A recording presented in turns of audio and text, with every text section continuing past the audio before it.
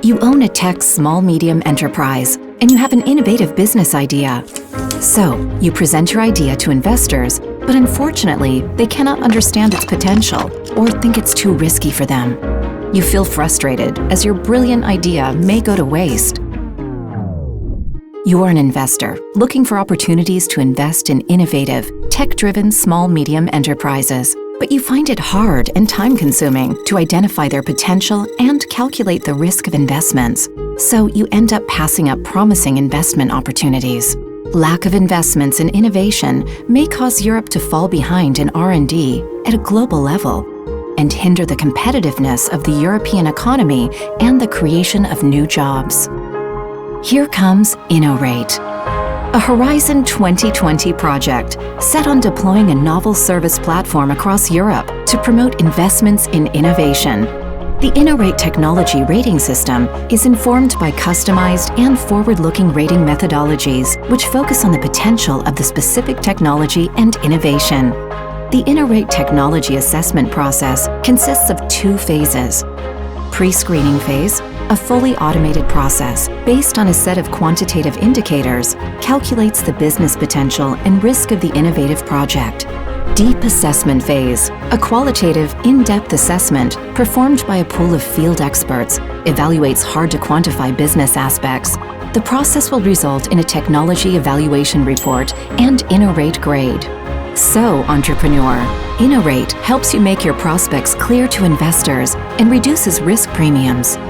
Investor, Innorate helps you minimize time and resources and supports your decision-making process for financing innovative small-medium enterprises. Innorate is a joint action of 9 partners from 6 countries, part of Horizon 2020 Research and Innovation Program of the European Union.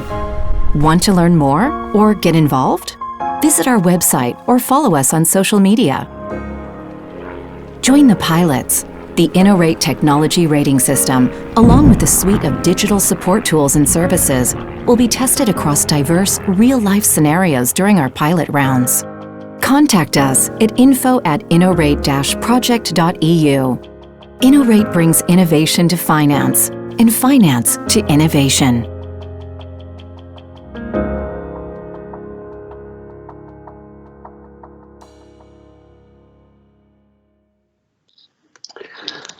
Hello, welcome everybody to this webinar. Thank you for joining us today in this webinar, which has the title Mobilizing Innovative Resources for Entrepreneurs, Fueling Up Our Mission. My name is Martijn Blom. I'll be the host of today. Basically, I'm an entrepreneur turned business angel turned fund manager, and throughout this process, I got more and more interested in impact investing and actually the force of entrepreneurship for good in impact investing. Recently, I joined EVPA because I felt the urge to get more involved in actually building the ecosystem of impact investing. It's still a rather young industry. You see that there's a lot of gaps still that need to be filled and really work to do for the ecosystem. And actually working with EVPA gave me the opportunity to work with some of the best investors for impact out there. For those of you that don't know EVPA is a network organization for investors for impact that brings all these investors together to share their experiences, to gather inspiration, to address challenges that are still out there in the sector. We have about 300 members, largely throughout Europe, that are all investing for impact. Because of that urge to kind of help create that ecosystem, because of that reason why I joined EVPA, where I was involved for a longer time already as a member, but really to join the team. I'm also really pleased today to have such great speakers on our panel that have a lot of experience already, and to be able to share that with all of you and to share their stories with all of you. The purpose of today's session is actually twofold. Firstly, we want to showcase key insights regarding financing impact entrepreneurship. And secondly, we want to address the future of impact investing and the possibilities of impact investing in general. We've invited for this topic, to address this topic, two entrepreneurs that have experience in raising impact money for their companies, for their impact companies, and we have one investor on the call. I will allow them to introduce themselves rather than that I will do the full introductions, also for the purpose of time. But before going there and handing over, allow me to have two more remarks. I'd like to emphasize that the session of today is supported by Innovate, so thanks for that. And also that after this session, you all have the opportunity to meet the speakers, to have a Q&A session of a half hour extra, which will be hosted on a separate platform. I will remind you by the end again of this, and the link will then be in the chat. So that is it for now from my side. I'd like to hand over to, well, let me go first to Jessica. Could you please briefly introduce yourself and also share a bit of your path towards being an impact entrepreneur? Thanks so much, Martin, and to the EBN organization for the invitation today. I am now in Cambridge, so we're soon to our lockdown here. And I started this while I was finishing my PhD at the University of Cambridge.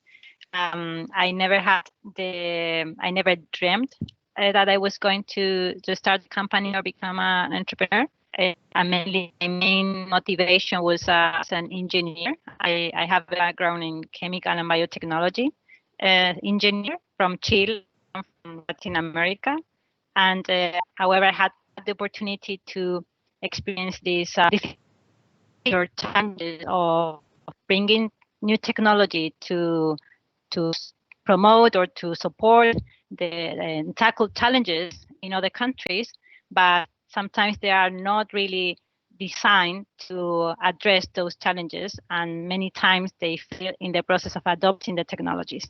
So I decided to take a different approach. I did a PhD here in Cambridge, and here in this ecosystem, I found that I have an opportunity to do something with more impact with my research as an entrepreneur in a scientific or technological startup. So that is a bit the background. And that is how I started CamNexus, which is now bridging the digital gap, not just in developed and developing world, but also within the regions, in order to put more access to real-time data and make more efficient use of our resources for a positive impact in the environment and in the planet.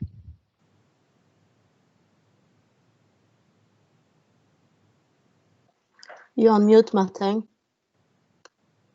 Great, Jessica. Thank you for sharing your story. And what I was saying is that great to hear of the impact you like to make in such an important field. Thank you for that. Cecile, we've known each other for quite a while. Could you please introduce yourself to the rest of the audience as well, and also share a bit of your path on your road to impact? Yeah. So my name is Cecile. I'm French, also in full lockdown here. So I have a background in traditional finance, or we call it legacy finance as well.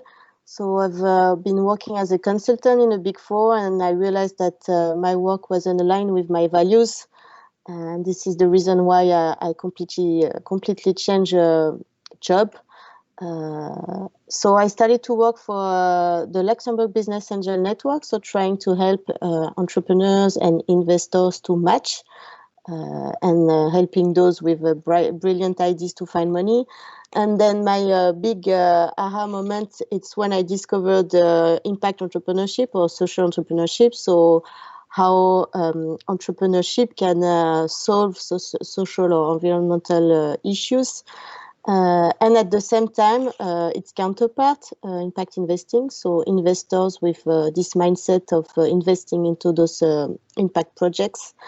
At the same time, I started to build IBAN Impact with you, Martin. and similarly helping traditional business angels to look at impact deals. And at the time as well, I co-founded Time with my friend Heda, and we are building, and we are an impact catalyst. So basically, we do advisory, advocacy, and training around social impact, and we try to move capital towards positive impact. And also, we do impact investing in early stage companies, in a nutshell. Great, thank you, Cecile. You were mentioning IBAN Impact briefly already. Throughout the years, could you tell us a bit on how impact investing has changed in the ecosystem, and if you have some examples of what's going on? Yeah, so we built that like 5 or 6 years ago, and first session. So basically, IBAN is organizing their annual event, and they ask us to organize a small breakout room on impact investing. So 5 or 6 years ago, it was a room. You had to find a room first, and then maybe we were handful of people interested in impact investing, all convinced impact investors already. So that was really like, this niche kind of investment strategy. And it's great because 5 years ago, there was a kind of a hippie group. And now the IBAN conferences are mostly focused on impact investing, because the theme now is how to embed impact into your investments and how to help entrepreneurs. So this is a huge shift we've seen in just 5-6 years. Yeah, recognizable story indeed. It's so amazing what changed over the last few years. Before handing over to Jessica to actually ask you this more or less the same question, but then around entrepreneurship and how you see the role of impact entrepreneurs in the current economy, I'd like to excuse Rahel Boon for not joining us right now. We hope that she can make it later. If she will drop in, I'll allow her to introduce herself at a later moment. She's a great entrepreneur, social entrepreneur as well, and it would be a shame not to hear her story today. But there are some technical issues that the team is dealing with while we go on. So like I said, Jessica, could you share some of the insight on that, on how that is in the world of social entrepreneur, and how that evolution has been, and what do you see the role is of impact entrepreneurs in the current economy? Well, yes, and as you say, Martin, I really hope that Rahel can also join us. It's really important to have. I really want to hear her story, and as I said, well, here in Cambridge, I was where I could connect or interact or understand a bit more of this entrepreneurial mindset, because I have like a previous life, which I was around the corporate environment. So I used to work in several large corporates in Latin America, and then in Europe, I was also in France working, and then suddenly this need for pursuing something beyond, and that is what driven basically from more like, I would say, an intellectual pursuit.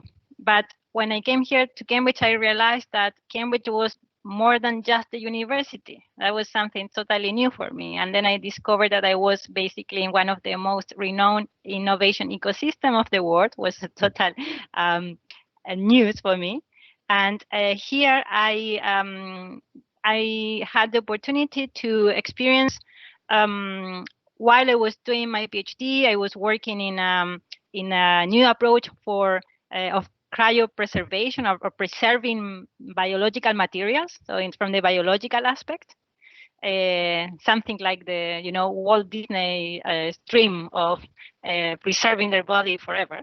And I realized that there were a lot of opportunities for people coming from the science to pitch their ideas, and in very early stage, and have funding opportunities or mentoring and support. And being in that process, as part of this innovation landscape, I would say, before the entrepreneurial one, I realized that whenever you have all these other researchers or from the university coming, but the social, they were not necessarily in the same, they didn't have the same probably opportunities to get visibility or maybe to pitch for the same type of competitions. So with another two ladies here at the university, excellent friends, who were doing their PhD as well, one of them, and the other was leading the Cambridge Hub, which is one of NGO organization here in the UK. We decided to start the first social entrepreneurship or social entrepreneur incubator in Cambridge in about 2012, 13, something like that. So that was a way in which we wanted to kind of make a fairer competition, so that people coming from a more social impact approach, they could have the same opportunities as we coming from the technological natural science. And that was, I would say, my first approach into this area. And it was so successful that, well, later on, I always happen in Cambridge. It's a very bottom-up, I would say, environment. These turned out to be funding opportunities, reference, and finally was adopted at the university as a new master in the Business School for the Social Entrepreneurship. So I would say that that was my kind of involvement here, and I see a very important change in general of how we, coming from more the technological side, are seeing this, that there's no differentiation. We work as well as in the technological or market-driven approach, like commercial one, but also very, very, very important impact part. So I don't see the need for a difference. That is my personal view. Right. Thank you very much for this inspiring story. Before asking you the question that everybody on this call probably wants to know is how you managed to get fundraising, I'd like to hand over to Cecile first and ask to you, Cecile, what do you look at as an impact investor when you are looking into potential investments? What does make the deal for you? And maybe before that is the question already on how would you define impact investing, to kind of give an intro to what you would look at. Yes. So yeah, indeed. So impact investing means investing with the intention to generate positive, measurable social and/or environmental impact, and with a financial return. So here the key elements is the intentionality. Impact investing is not something you do by default. You do it by design. And measurable means that we want to see data.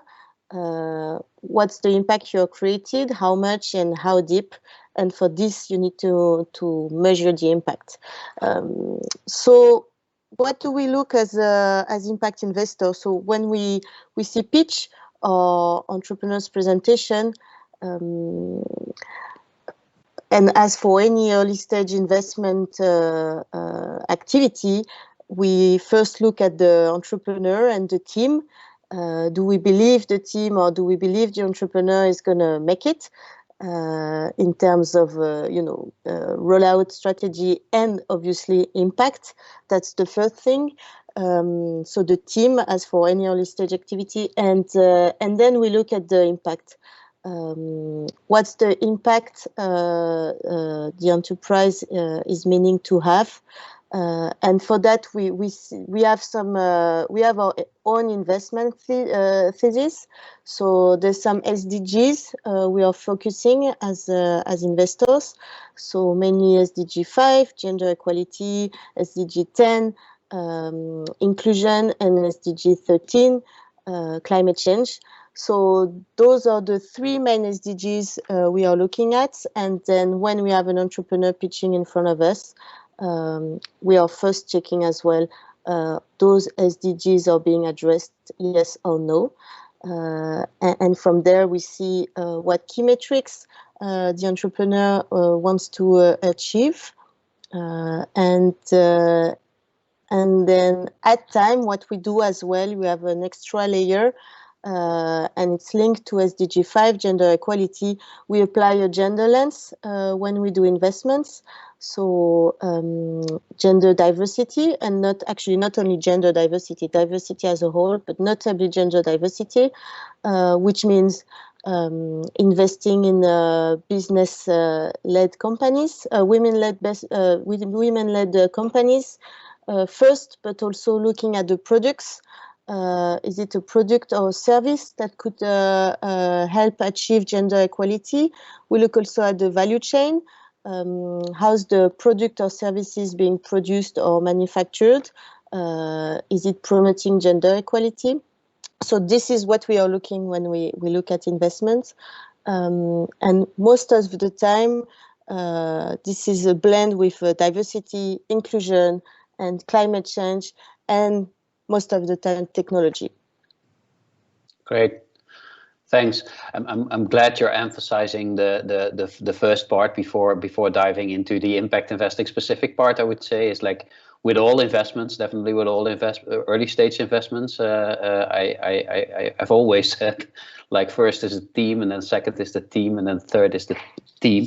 So it's glad you emphasized that one as well there. Then you went in the SDGs. I think. I assume kind of that everybody on the call knows what the SDGs are, but if not, it's the social development goals put together by the UN that kind of name the 17 topics on which you can have impact. Rahel, you've managed to join us. So happy to have you on the call. Let me see if I can unmute you there, or you can unmute yourself. Yes, I did. Yeah. Great, Rahel. Before handing over back to you, Jessica, which I actually said I would do, allow me first to welcome Rahel Bon-Dejeuner back in the call. Could you please briefly introduce yourself as well, Rahel, and kind of share with us? We all did that. Our road, your path to impact, to becoming an impact entrepreneur. Yes, thank you very much. My apology for the technical issue, but I'm glad I can join. My name is Rahel Boon. I'm originally from Ethiopia, born and raised. I moved to the Netherlands when I was young, and after graduating, I wanted to return back to Ethiopia to contribute, but couldn't find proper job and got frustrated by the corporate world that was really actively working in Ethiopia, not thinking of the social and the economic aspects. And really big NGOs trying all the best they do, but so much inefficiency, so much that you could see that it wasn't reaching the people that was meant for. And I grew up here looking at all these poor African people that, we collect money for them, but nothing has changed in my view after I returned after, I think, 12 years. So I came back with frustration, continued to work, and continued my study in England. And I came across the concept of social enterprise. It really was like aha moment, because actually I was brought up thinking and knowing that social entrepreneurship is the way. My father used to be a social entrepreneur, but there was no description to it. There was no definition that we agreed to. It was just a common thing for a lot of entrepreneurs back home to actually do, have small farm. They support their brother somewhere, and then the brother sent his sister's daughter, so it was just a normal thing actually, but it made sense to think like a professional way of thinking about it, and thinking it's not about helping only, but it's actually the combination of both that makes a difference. So that's why I started my business.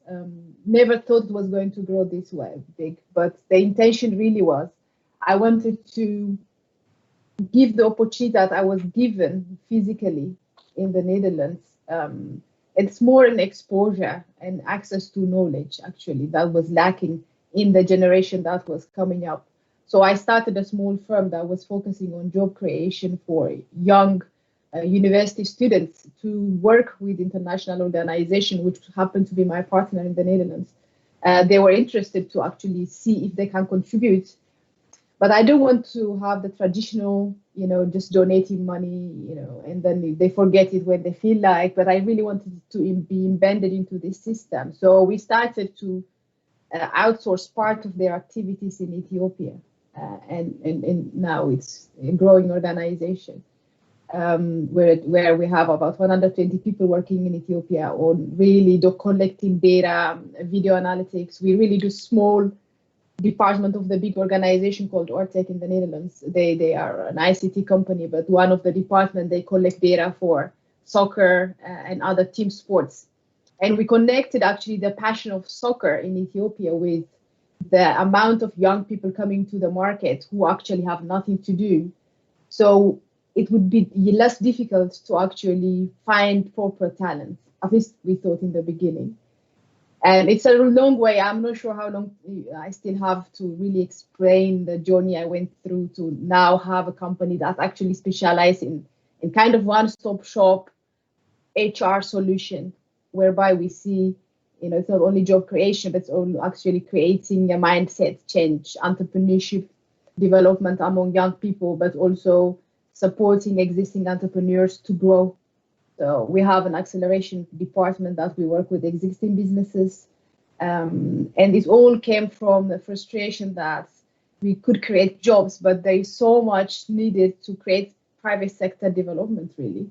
Because without those, there is no job. You can develop people, you can train them.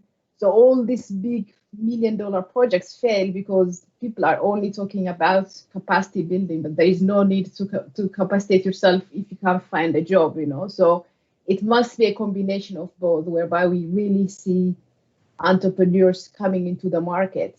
And so that's what I've been doing so far. Great. Thank you for sharing your story. I already read about the story, of course, and while reading it, I already thought you're combining some great passions of mine in your company, actually, which is talent and working with young talent. And I fully agree. The traditional NGO industries tend to focus so much on education and capacity building, but what does it help if there are no jobs? So really thankful for you addressing that issue. And secondly, of course, football, but it's like like my private passion. I don't know, supporting the local team here, but it can really combine a lot of attract a lot of people, actually bringing in that it's always bringing in people, the topic of football. So compliments. Thank you for sharing. We were actually on the topic before you joined in, and let's stay for you for a little bit longer because we hope to have you till the end, but we're never sure now. We were actually on the topic of impact investing. So just before you joined and introduce yourself, Cecile shared with us what investors look at and what they as an investor look at, and the SDGs they look at when investing in a company. You're an impact entrepreneur. You've managed to raise finance for your company. Could you share a bit on how you manage that and how you managed to do that, and what type of how did you decide what type of finance to allow to come into your company, or a bit of your story on that sense? Yes. Okay. Thank you. Well, reality is it's almost impossible when you start a business to find an investment. Totally, when you are investing in Africa, it's very insecure business. We started a business in ICT, which it requires a lot of ICT support. The internet speed was slow, so we needed to have people to believe in the passion. So the purpose of our work was more important than actually the short-term gain. But with all the try, we did not find really traditional investment. So we actually kind of worked on, and they call it the full friend and family investment. So it was mainly our saving, actually. My husband was also passionate about it, and he also works in an organization. That was one. So, and it was a lot of time investment from my side. And it was also a time investment from our partner that, normally a consultant could cost $1,000 a day. So they say, okay, we donate time for you to develop the business properly. That was really immiscible. That's something actually that impact investors should also look at. Just giving money does not really support, because people are just not able to absorb the amount of money that VCs are investing, really. You see a lot of small businesses gain like 2 million Series A investment. I always say, like, oh God, I hope they will be able to manage it properly, because anytime you get an investment, it's also a burden into your organization. You will have to lose some of your passion to these investors. And my thing would be really focus on people who are interested to invest in their time, in their knowledge, that they have the ability to accelerate your business to the level that you expected, then look for investment. So that was the strategy we took. So we really wanted to actually prove if the business model works. And we didn't want it to be overtaken by the social goal, which did actually. So initially when I started the business, obviously the organization worked with, they were like, oh, we don't want to underpay people. So I started to really pay people more than I earned myself. So, and then it turned out they were actually earning more than their teachers, and we were working with students, and we created actually something that we never expected would happen, whereby people actually become less interested in joining their school because they were earning more at our company. So these are the things that we have learned. So such a time investment helped us to think through strategy. How do you create equal pay, and not feeling like having a business which is sustainable doesn't mean that you don't have to earn money, So it took us some time in terms of time investment. We also had an opportunity whereby the organization say, okay, we have some equipment that, will depreciate, say, in a year or so. Or we can buy bulk products and you can take some of the computers, for instance. So it was less investment from our side. So we took actually a combination of investment.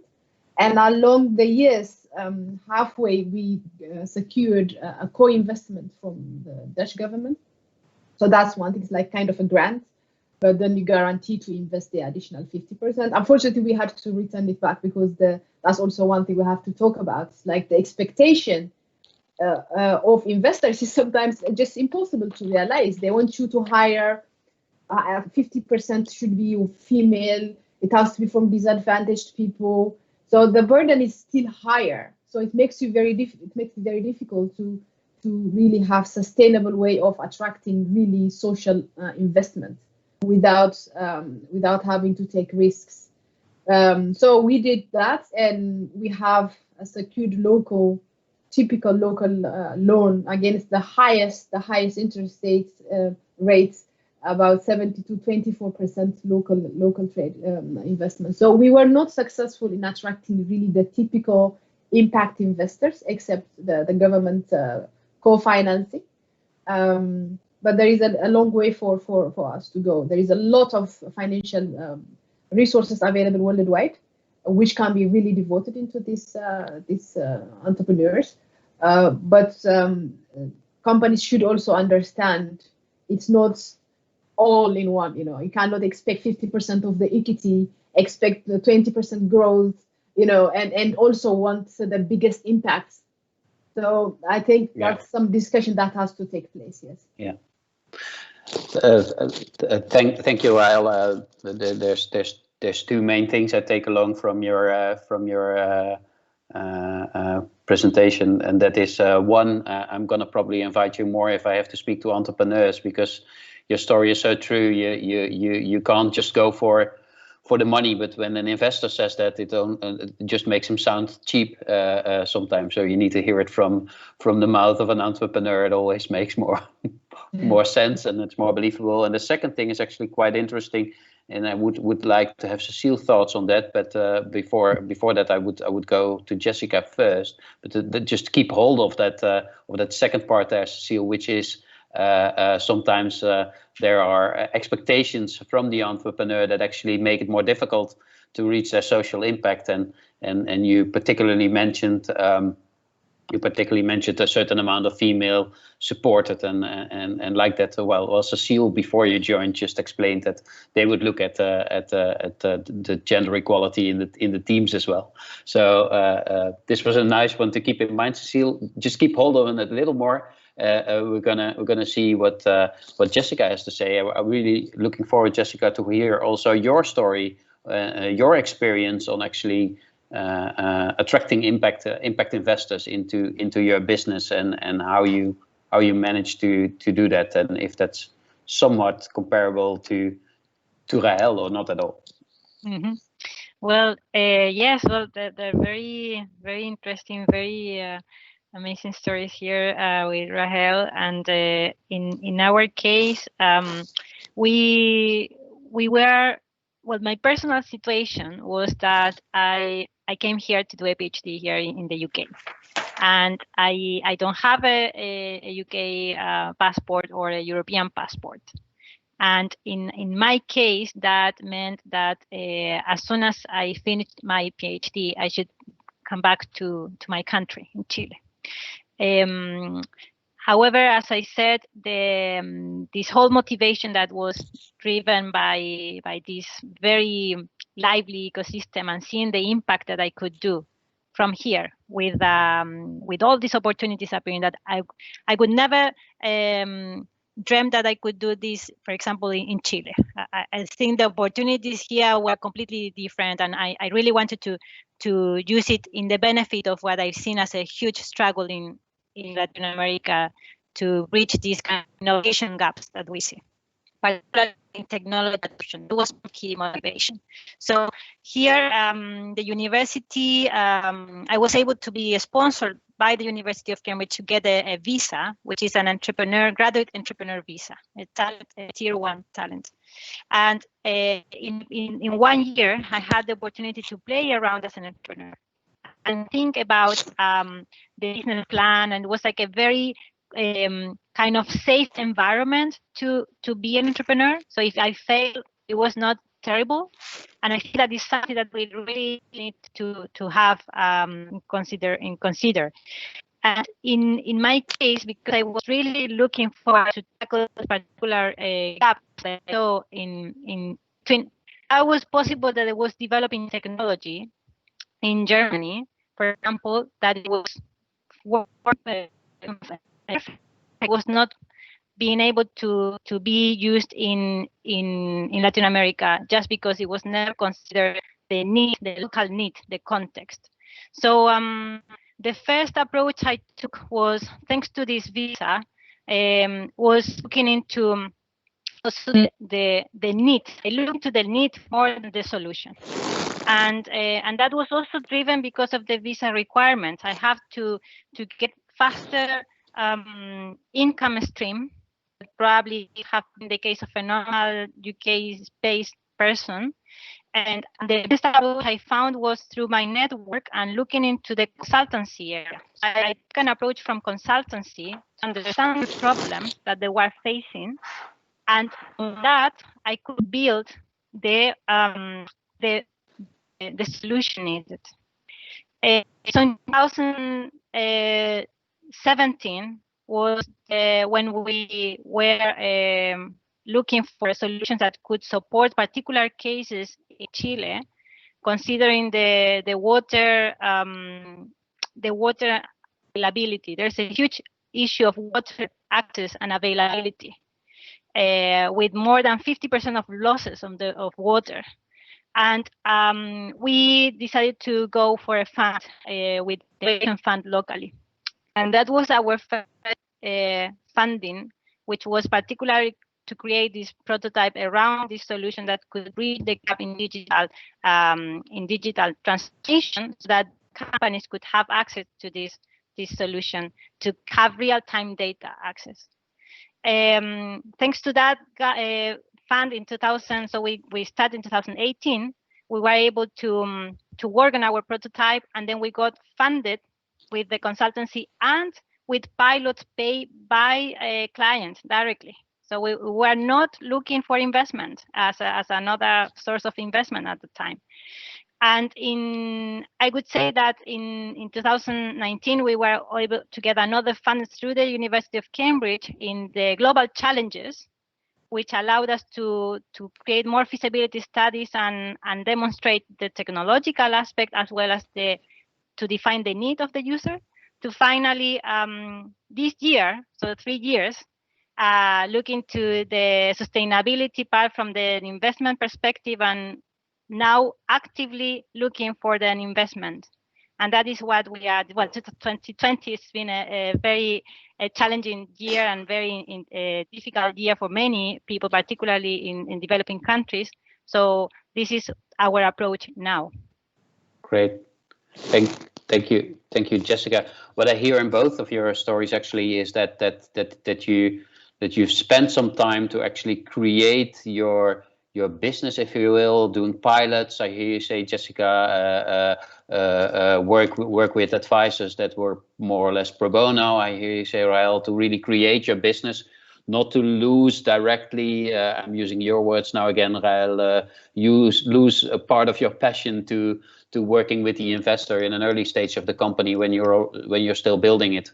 And also work with local partners that are directly benefiting the work that you do, Jessica. How do you look at these things, Cecile, from your perspective? One is do you work more with local entrepreneurs than not? Do you look at where they are based as well? That's one question. And then secondly, how do you take into account, you just said that team is the most important part, and I agree. What I always say is like team is on 1, 2, and 3, like I just said, but then I usually put on 4, like what have they reached so far? What have they done so far? Are there any achievements that you can show? And actually these achievements were kind of essential in both of your stories before going really into fundraising. Do you look at those achievements as well, Cecile? And then the third, just to put 3 questions in one here, being a bit creative there, Cecile. The third question is the last part of what Rael was saying. It's nice to measure impact and to have a focus as an organization, but how do you prevent entrepreneurs to be to kind of block the ambitions with your extra requirements as an impact investment,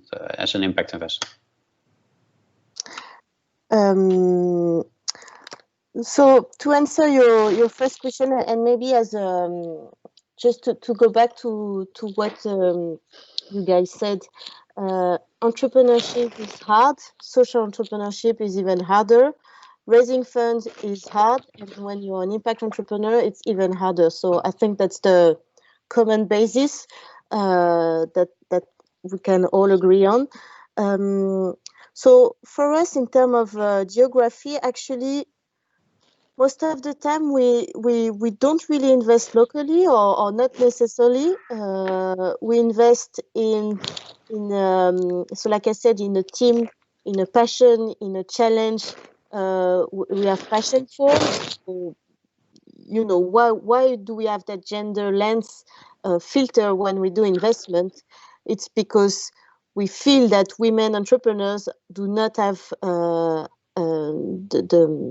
same chances of getting funded than men entrepreneurs. So that's something that we don't feel good about it. So that's why first we try to fund mainly women entrepreneurs or women-led businesses.